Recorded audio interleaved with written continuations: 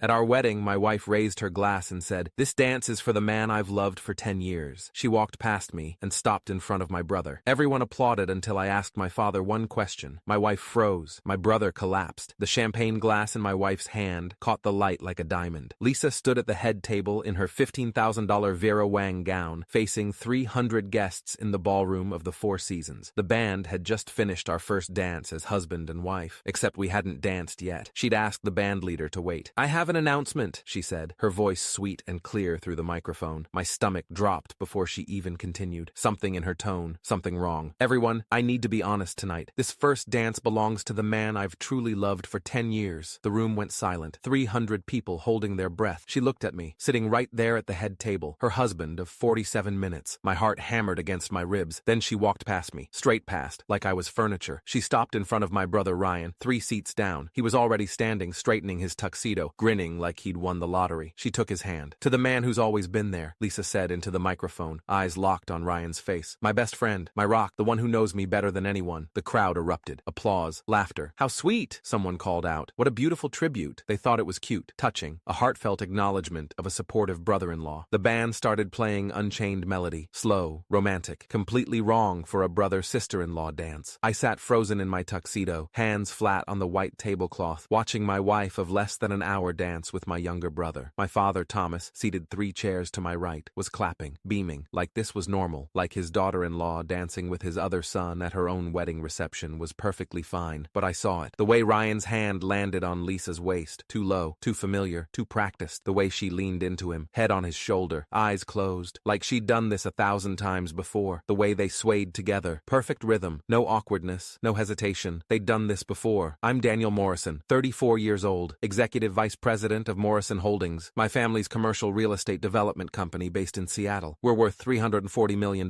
My father built the company from nothing over 40 years. I've worked there since I graduated from Wharton 12 years ago. Ryan is 29, 5 years younger, VP of Business Development, charming, gregarious, everyone's favorite, dad's pride and joy. And Lisa Chen, my wife of 47 minutes, was the daughter of David Chen, founder and CEO of Chen Industries, a manufacturing conglomerate worth $280 million. 3 months ago, Dad had called me into his office. Corner office, 40th floor, view of Elliott Bay, his power room. "You're marrying Lisa Chen," he'd said, not asked, told. "What?" "David Chen and I have been negotiating a merger for 18 months. Morrison Holdings and Chen Industries. Combined company worth over $600 million, but David has conditions. Conditions. His daughter marries into the Morrison family, creates a dynasty, ensures both families stay invested in the success of the merged entity. It's how these things work, Daniel." "Dad, I barely know Lisa. You've met her twice." "Exactly. At corporate events where we exchanged maybe 10 words. You'll get to know her. Date for a few months, get engaged, have a nice wedding. This saves both companies. The merger depends on family unity." David's insisting on it. I'd stared at him. "This is insane. People don't do arranged marriages anymore. This is 2023, not this is business, Daniel. You're the oldest son. You're the heir. This is what's required. What if I say no?" Dad's expression had gone cold. "Then Ryan becomes heir, and you can find another company to work for." I'd grown up in that company, spent 12 years building it, knew every deal, every property, every investor relationship. I couldn't walk away, so I'd said yes. Lisa and I had started dating in July. Dinner twice a week, always at nice restaurants, always polite conversation. She was beautiful, elegant, poised, perfect posture, but distant, like she was performing a role. I'd asked her once, "Do you want this marriage?" "It's what our fathers arranged," she'd said. "I'm dutiful daughter. You're the dutiful son. We'll make it work." We got engaged in September. Dad threw an engagement party for 200 people. Lisa smiled for photos, showed off her ring, 3-carat diamond, $47,000. I'd let Dad pick it out. The wedding was scheduled for December 15th, fast timeline. Dad wanted the merger finalized by year end. Ryan had volunteered to help with wedding planning. "You're swamped with work," he'd said at a family dinner in October. "Let me handle the wedding stuff. Venues, catering, flowers. I'll coordinate with Lisa. You just show up on the day." "That's a lot to ask," I'd said. "We're brothers. That's what family does." I'd been grateful. Weddings were complicated, and I had 3 major development deals closing before December. So Ryan took over. And now, watching them dance, I realized what I'd missed. The late-night planning sessions that Ryan mentioned. We're finalizing the menu. We're reviewing the seating chart. We're picking songs. Always we. Always late. Always after I'd gone to bed. The way Ryan always had her coffee order memorized. Oat milk latte, extra hot, light foam. He'd bring it to her during our family dinners. The weekend trip to Napa in November to visit potential venues. I'd been at a conference in San Diego. They'd gone alone. The hushed phone calls that ended abruptly when I walked into rooms. The inside jokes I didn't understand. hand. The way Lisa's face lit up when Ryan entered a room. The way it went neutral when she looked at me. I'd told myself it was nothing. They were planning my wedding. They spent time together. Of course, they'd develop a friendly rapport, but this wasn't friendly. This was intimate. The dance ended. 300 people applauded. Lisa and Ryan separated slowly, reluctantly. She was crying. Happy tears, apparently. They walked back to the head table. Lisa sat down next to me, dabbed her eyes with a napkin. That was beautiful, someone called out. Dad raised his glass. To family, he toasted. Everyone drank. I stood up. The chair scraped loud against the floor. Conversations died. People turned. Dad, I said, my voice carried in the sudden silence. I have a question. The band stopped playing. 300 faces stared at me. Dad's smile faltered. Daniel, sit down. This isn't the time. Since Lisa just publicly declared her love for Ryan, I said clearly, letting the words hang in the air. Are you going to tell everyone here how much of Morrison Holdings you secretly signed over to them last week? The silence was absolute. Nuclear. My father's face drained of color. Actually, drained. I watched it happen. Lisa's hand flew to her mouth. The napkin fluttered to the floor. Ryan stumbled backward, nearly knocking over his chair. What? David Chen, seated at a table near the front, stood up abruptly. His chair toppled. Thomas, what the hell is he talking about? Nothing, my father stammered. His hands were shaking. I'd never seen my father's hands shake. He's confused. Wedding stress. He doesn't know. 49%, I interrupted. I pulled out my phone, held it up high so everyone could see. Transferred to Ryan Morrison and Lisa Chen Morrison as joint owners. Dated December 8th, 1 week before our wedding. I'd pulled up the photo I'd taken 6 nights ago. Clear image of the stock transfer agreement. Dad's signature, Ryan's signature, Lisa's signature as Lisa Chen, because she hadn't been Lisa Morrison yet. The document that gave them controlling interest in Morrison Holdings the moment Lisa and I got married. The room exploded. Gasps, shouts, chairs scraping, voices overlapping. Let me see that. Is this real? Thomas, answer him. David Chen pushed through the crowd, shoved past his wife, past business partners, past board members from both companies. He grabbed my phone out of my hand, stared at the screen. His face turned purple. Actually, purple. You told me this was a partnership, he hissed at my father. You said your son, your eldest son, would run the merged company. Not that you were handing control to them. It's not. I can explain, Dad tried. He was on his feet now, hands up, defensive posture. Explain what? David's voice rose. That you lied to me? That this whole merger was a scheme to cut out Daniel and give everything to your other son and my daughter? David, listen. No, you listen. The deal was predicated on our children marrying and Daniel running the merged entity. That's what we agreed to. Lisa was sobbing, mascara running down her perfect makeup, but she wasn't denying anything, just crying. Ryan tried to speak. Dad, just let me. Shut up, Thomas snapped. He pointed at Ryan. Don't say a goddamn word. He turned to me, eyes wild.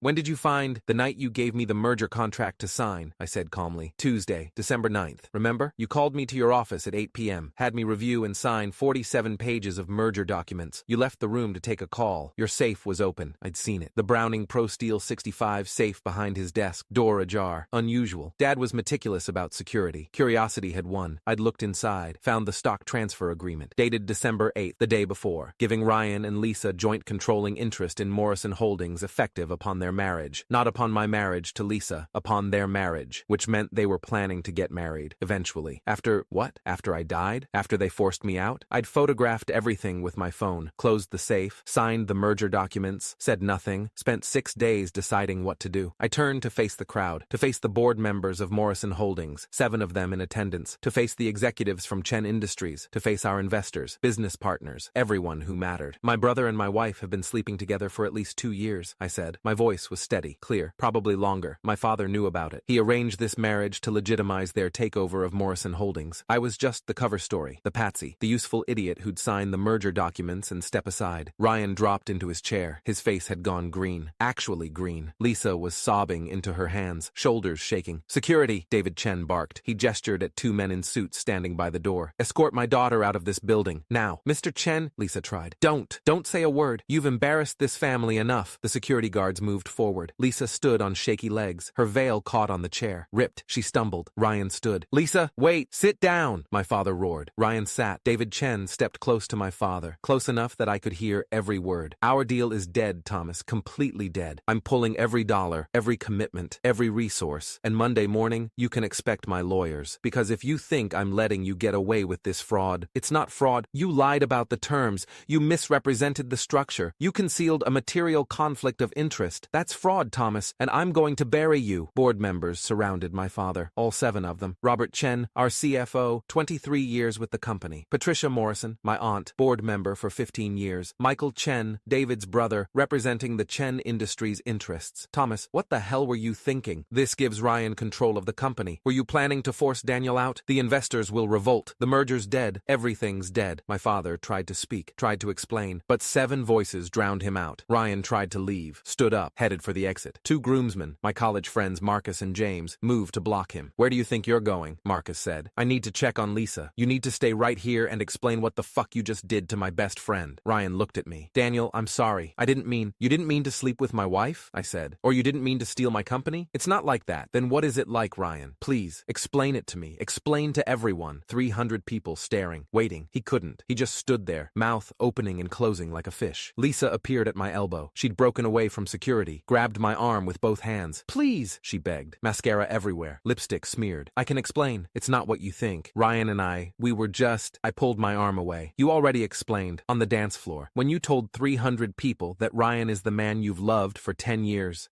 I didn't mean, you meant it. And honestly, I'm glad you did, because now everyone knows exactly who you are. I walked away from the head table, away from Lisa, away from Ryan, away from my father who was now arguing with David Chen and the board members and what looked like half the guest list. Marcus fell into step beside me. Holy shit, man, you just nuked your own wedding. It wasn't my wedding, I said. It was theirs. I was just the prop. What are you going to do? Leave. And then? Call my lawyer, contest the stock transfer, probably sue everyone, divorce Lisa, disinherit Ryan if I can figure out how. Jesus. We walked out of the Four Seasons ballroom. Behind us, I could hear shouting, my father's voice, David Chen's voice, Lisa crying, Ryan trying to explain something to someone. The lobby was quiet. Marble floors, chandeliers, Christmas decorations, because it was December 15th. I sat down on a velvet couch, pulled out my phone, called Jennifer Walsh, my personal attorney, partner at Morrison & Associates, different Morrison, no relation, 26 years practicing corporate and family law. She answered on the second ring. Daniel, aren't you supposed to be at your wedding? I am.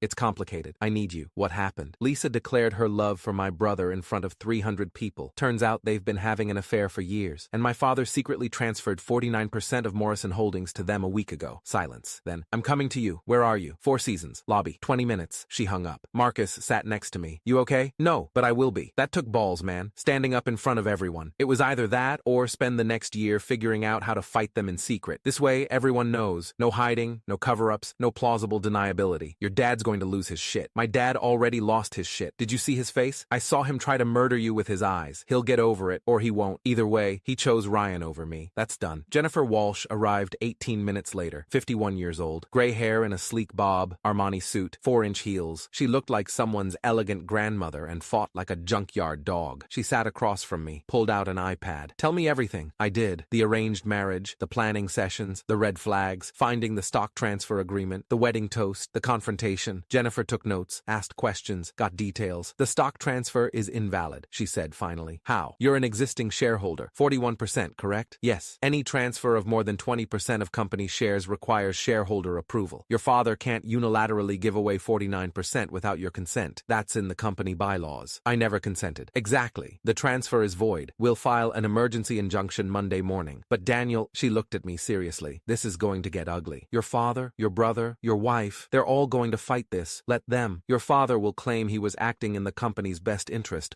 Ryan will claim he's a legitimate heir. Lisa, I don't know what Lisa will claim, but they'll come at you hard. I have the photos. I have witnesses to what Lisa said tonight. I have 300 people who saw her dance with Ryan like they'd been married for years. It helps, but this is about corporate control, family dynamics, succession. It's going to be complicated. Then complicate it. I want everything. Full investigation into the transfer, audit of all company finances, review of every decision my father has made in the past 5 years. Find out if there's more. You think there's more? I think my father has been planning this for a while. I want to know how long, and I want to know what else they've done. Jennifer made more notes. I'll file for emergency relief Monday, freeze all stock transfers, prevent any changes to corporate structure. We'll also file for divorce immediately. Lisa signed a prenup, correct? Yes, standard. She gets nothing if the marriage ends in the first year. Good. We'll enforce it. And Daniel, she paused. Are you sure about this? Once we start, there's no going back. You're essentially declaring war on your family. They declared war first. I'm just returning fire. She nodded. Then let's burn it all down. The dominoes fell fast. Monday morning, Jennifer filed emergency motions in King County Superior Court. Judge Patricia Morrison, no relation, granted a temporary restraining order preventing any transfer or sale of Morrison Holdings stock pending a hearing. My father received the papers at 9:47 a.m., called me 17 times. I didn't answer. Ryan left 11 voicemails, deleted without listening. Lisa's lawyer, Michael Chen, her uncle, called Jennifer, requested a meeting. Jennifer declined. You can respond to our divorce petition in writing. The board of Morrison Holdings held an emergency meeting Tuesday morning. My father was formally suspended as CEO pending investigation. Patricia Morrison, my aunt, was named interim CEO. She called me Tuesday afternoon. Daniel, I had no idea what Thomas was planning. None of us did. I believe you. He's claiming he was trying to ensure succession, that Ryan was better suited to run the company, that you were resistant to taking on leadership. That's bullshit. I've run half the company for 5 years. I know. The board knows. We're reviewing everything. Every decision Thomas has made for the past 3 years. We'll get to the bottom of this. Wednesday, the investigation found more. Ryan had been receiving unauthorized bonuses. $340,000 over 2 years. Approved by Dad. Not disclosed to the board. Lisa had been hired as a consultant to Morrison Holdings 8 months ago. $15,000 per month. For services never rendered. Also approved by Dad. Also not disclosed. My father had been funneling company money to them for years. Building their loyalty. Buying their cooperation. Thursday, David Chen called me. Daniel, I owe you an apology. For what? For pushing the merger. For agreeing to the marriage arrangement. I thought it was old-fashioned, but harmless. I didn't know Lisa and Ryan were involved. I didn't know Thomas was deceiving us both. Did you know Lisa didn't want to marry me? I knew she was resistant, but I hoped, she'd grow to care for you. She's my daughter. I want her to be happy. I thought this would make her happy. It didn't. I know, and I'm sorry. The merger is dead. The engagement is off, obviously. But I want you to know, you have my respect. What you did at that wedding took courage. Or stupidity. No, courage. You stood up to your father in front of everyone. You exposed the truth. That's not stupidity, that's integrity. Friday, Lisa called. I answered. Mistake. Daniel, please, we need to talk. We don't. I'm sorry, I'm so sorry. I never meant to hurt you. Ryan and I, it just happened. We didn't plan it. We fell in love, but I shouldn't have agreed to marry you. That was wrong. I see that now. You shouldn't have stolen money from my company.